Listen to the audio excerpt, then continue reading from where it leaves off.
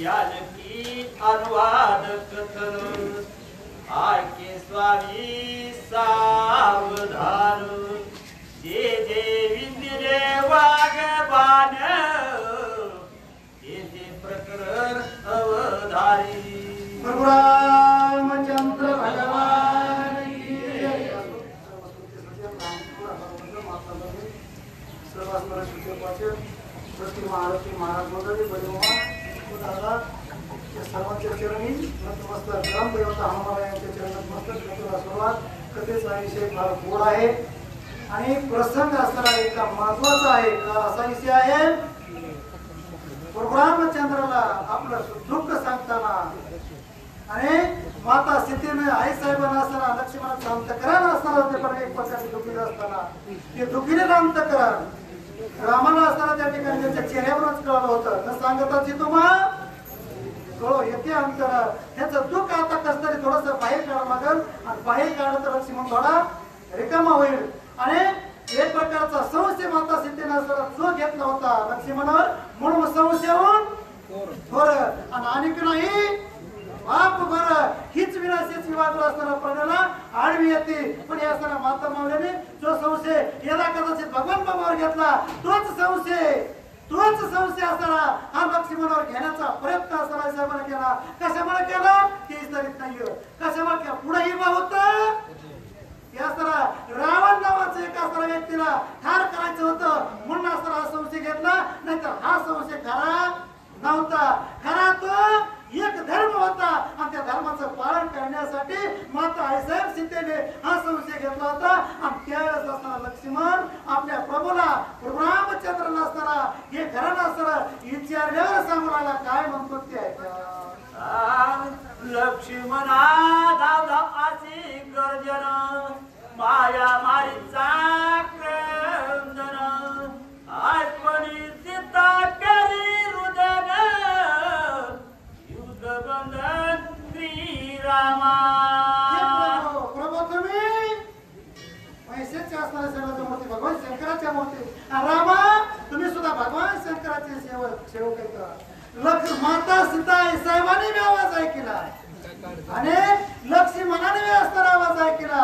लक्ष्मण जागेवरला आला नाही का लक्ष्य आणि मन त्याचं रामाला आणि हे आई साहेबाचं असताना पण आई साहेबच का बरं त्या हाकेला असताना त्या ठिकाणी एक प्रकारला त्यांना त्यांच्या मनामध्ये असताना आगळा आणि वेगळा रामाचा आवाज असताना त्यांनी मायेच्याच बनलेल्या होत्या. खरी सीता का ती आग्नेत असणारी जरी गेली होती.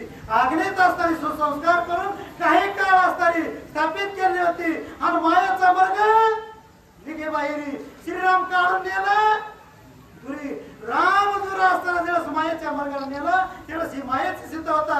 आणि मायेच्या रूपाने ज्यावेळेस असताना तो आरडला तोच आवाज मायेच्या सीतेने ऐकला. आणि म्हणून लक्ष्मणाला नाही त्या शब्दाने बोलू लागली. अगोदरची सीता अजिबात कधीच लक्ष्मणाला विपरीत शब्दाने बोलली नाही. ही कोण होती माता सीता मायेची सीता होती म्हणून असताना माईक बोलत होती. जानकी म्हणे धाव सत्वर राक्षसी वेळीला रघुवीर त्याचा करी रणउद्धार तू सोदर पाठी राखा. हे भगवंता लक्ष्मण बोलतात माता सीता ज्यावेळेस असताना तुमचा आवाज ऐकला आणि ऐकल्यावर म्हणू लागले तू तुझ्या रामाचा असणारा पाठ राखण करणारा भाऊस जगामध्ये आता एक असणारी एक प्रकारची मन प्रसिद्ध आहे. एक स्वतः असणारा पाठचा भाऊ आणि पोटचं वाळ फक्त काय म्हणायचं तू पाठचा असणारा भाऊच त्या रामचंद्राचा तो राम धाव लक्ष्मणा म्हणतोय.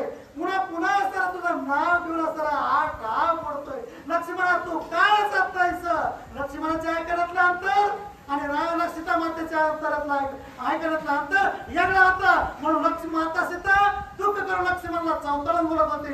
आणि लक्ष्मण मात्र त्यावेळेस असताना सारखं रामाचं चिंतन करीत होतं रामाचं कीर्तन करीत होता.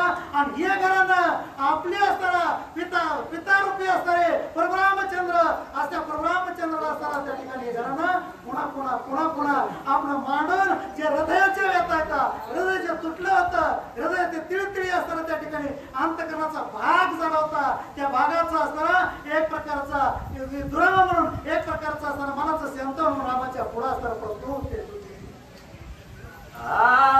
म्यादिले प्रतिवचन राक्षस बापुडे मशक कोण त्याची नाटोपे रघुनंदन ऐक महिमान रामाचे ऐक महिमान